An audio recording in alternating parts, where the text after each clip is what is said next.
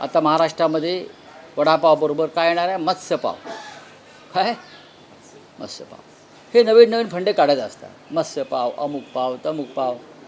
पण खिमापाव खायचा नाही, कारण तो त्याचा संबंध मुस्लिमांशी आहे ना. काल या राज्यामध्ये मुस्लिमांच्या सणावरून जी दंगली व्हायचा प्रयत्न झाला, हे महाराष्ट्राच्या परंपरेला शोभत नाही. तुम्ही स्वतः मटणाची दुकानं चालवता, तुम्ही स्वतःच्या दुकानामध्ये मटण विकता, सगळे अर्ध्या मंत्र्यांची हॉटेल्स आहेत.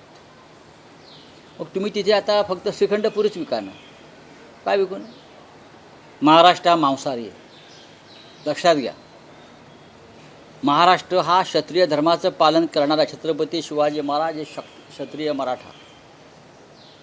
आणि तुम्ही महाराष्ट्रावर काय लादताय? हे अत्यंत चुकीच्या पद्धतीने महाराष्ट्राची दिशा सुरू आहे. पण सोसायट्यांमध्ये जर कुर्बानी बकऱ्यांची दिली जात असल्याने त्याची परवानगी दिली जात काय सोसायट्यांमध्ये नाही बघा, ह्याच्यावरती गृहमंत्र्यांनी पोलीस आयुक्तांनी बसून तोडगा काढायला पाहिजे होता.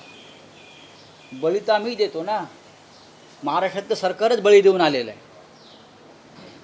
महाराष्ट्राचं सरकार देवळात बळी देऊन आलेलं आहे, हे माहिती आहे का तुम्हाला? 55 रेडे कामाख्य देवीच्या मंदिरात कापले गेले, ही कुर्बानीच आहे ना. त्या कुर्बानीवर सुद्धा आपण आक्षेप घेतला पाहिजे. आमचा आक्षेप आहे या अंधश्रद्धेला.